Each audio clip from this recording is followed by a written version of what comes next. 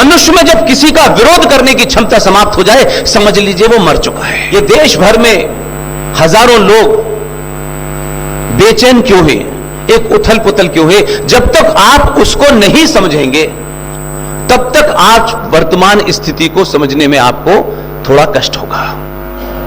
जो आपका अधिकार है अगर वो कोई नहीं दे रहा तो उसे छीना जाता है, कोई थाली में नहीं देता।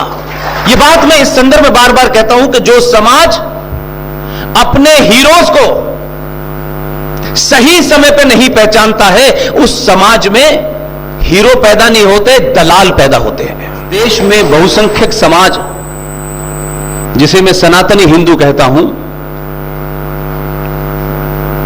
उनके अंदर जो भाव पैदा होना चाहिए था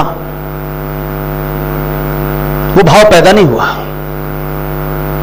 हजारों मठ, हजारों लाखों आश्रम, करोड़ों संत, हजारों लाखों मंदिर, ये सब है, लेकिन हम दुनिया के एकमात्र समाज हैं। अगर कोई शिकायत भी है हमें भारत की व्यवस्था से, संविधान से, न्यायपालिका से, उस शिकायत के बावजूद भी आज हम उस बनाई व्यवस्था को मानते हैं। हजारों अन्याय के बावजूद भी उस व्यवस्था के प्रति हमारी श्रद्धा कम नहीं होती। इस देश की व्यवस्था चलाने में भी इस बहुसंख्यक समाज का चाहे आर्थिक कंट्रीब्यूशन हो, चाहे सामाजिक कंट्रीब्यूशन हो, और हम इतने उदार हैं कि हमारी आस्थाओं के केंद्र, हमारी परंपराओं के केंद्र, उन मंदिरों पर जिस पे हमारी आस्था के केंद्रों पर हमारी माएं बहनें, हमारे पिता, हमारे दादा दादी मंदिर पर जाकर के जो भगवान को दान देते हैं, उस दान को भी सरकार हमसे ले लेती है और किसी से नहीं लेती है। हम तब भी चुप बैठते हैं। इस देश में एक संविधान बना, उस संविधान से बहुत से मतभेद हो सकते हैं। एक जिंदा समाज ही मतभेद रखता है, मरे हुए लोग कभी किसी से मतभेद नहीं रखते।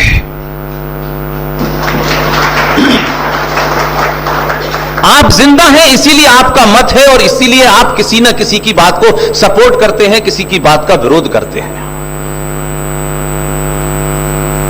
मनुष्य में जब किसी का विरोध करने की क्षमता समाप्त हो जाए, समझ लीजिए वो मर चुका है। अब यह संविधान बना हमारे यहां 1950 में, लागू हो गया। जो आपने टॉपिक रखा है उसकी भूमिका क्या है? ये मीटिंग, ये देश भर में हजारों लोग बेचैन क्यों है, एक उथल पुथल क्यों है? जब तक आप उसको नहीं समझेंगे तब तक आज वर्तमान स्थिति को समझने में आपको थोड़ा कष्ट होगा। हम बाबर की बात, अकबर की बात, औरंगजेब की बात करते हैं और वर्तमान में अपने कुकर्मों को छुपाते हैं ताकि आप बार बार उसकी बात करें, औरंगजेब की। उसको जो करना था उसने किया, अब तो औरंगजेब नहीं, आप जो करना चाहते हैं अब करिए।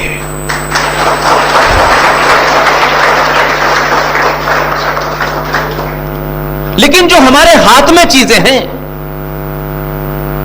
जो लड़ाई हमको लड़नी चाहिए, हथियारों की बात नहीं कर रहा, जो आपकी करोड़ों करोड़ों सालों पुरानी सभ्यता संस्कृति की चिन्ह थे, जो आपकी आस्थाओं की चिन्ह थे।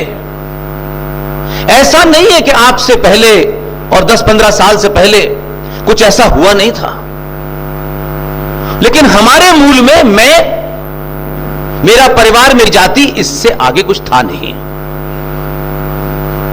इसलिए सब कुछ 700-800 साल के बाद आप रातों रात प्राप्त कर लेना चाहते हैं,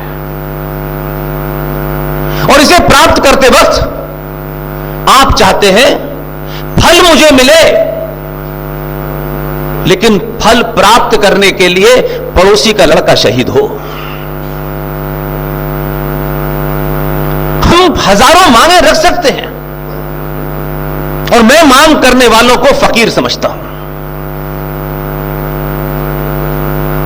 जब आप किसी से मांगते हैं तो आप अपनी निर्बलता साबित कर देते हैं। जो आपका अधिकार है अगर वो कोई नहीं दे रहा तो उसे छीना जाता है, कोई थाली में नहीं देता। ये दुनिया का नियम है। आप इस बात को कहें कि नहीं हम बहुत परंपरा वाले लोग थे और हमारा आदर्श ये था, वो तब था जब दुनिया आदर्श थी। आज हर चौराहे पे पागल कुत्ते घूम रहे हैं। आप पागल कुत्तों को मंत्रोच्चारण से ठीक करना चाहते हैं। वो आपको काट लेगा, उसके नहीं आपके 7 इंजेक्शन लगेंगे। लेकिन आपके अंदर की कायरता और लालच ने उनसे लड़ने की जगह अब एक नया रास्ता निकाला है कि इन्हें अपना भाई बना लो।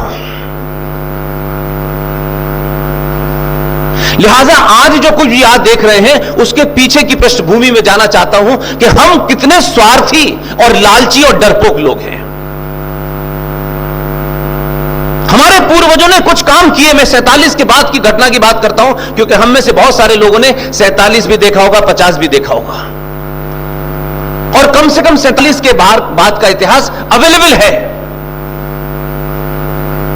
लेकिन एक लालची समाज, लालच किसी भी समाज की पहली वो बीमारी होती है कि जैसे ही आप लालची होते हैं आपके अंदर कायरता आ जाती है, और ये कायरता आपको अपने अधिकार लेने से लड़ने के लिए रोकती है और समझौतावादी बना देती है। 2 घटनाएं मैं आपके सामने रखता हूं। या तो हम जानना नहीं चाहते हैं, सोचते हैं इससे पेट्रोल की कीमत तो कम होने वाली नहीं है पुष्पेन जी, इससे तो रोजगार मिलने वाला नहीं है। हमारी पिछले 70 सालों में समस्या यह थी, रोजगार हमें कौन देगा, पेट्रोल के दाम कौन कम करेगा। आप और हम इतने बौने थे कि दुनिया में लोग सरकार राष्ट्र को बचाने के लिए लड़ते हैं और हम प्याज के मूल्य कम करने वाली सरकार चुनते हैं। हमारी बीमारी यही है। हमारे समाज साथ में हजारों समाज रह रहे हैं। उन्होंने 1400 साल पहले जो एजेंडा तय किया था उस एजेंडे में कोई लेश मात्र कोई फर्क नहीं आया। हम सुबह कुछ होते हैं, शाम में कुछ होते हैं, रात में कुछ होते हैं। इस पाखंड में हम ये भूल गए कि हम हैं कौन। हम अपनी शक्ति को भी नहीं पहचानते और इसलिए नहीं पहचानते कि हमारा जो काम मठों को करना था, जो आश्रमों को करना था, जो मंदिरों को करना था, उन्होंने अपने लालच के कारण चांद मियां को भी मंदिर में बैठा दिया है। इसलिए आज हमारी माएं, बहनें, बेटियां, बुजुर्ग, हम सारी लड़ाई कीर्तन करने से, राम कथा करने से सॉल्व करना चाहते हैं। समाज के अंदर जिन कारणों से पुरुषार्थ समाप्त हुआ है और जिन्होंने किया है, हम उनको समाप्त नहीं करना चाहते।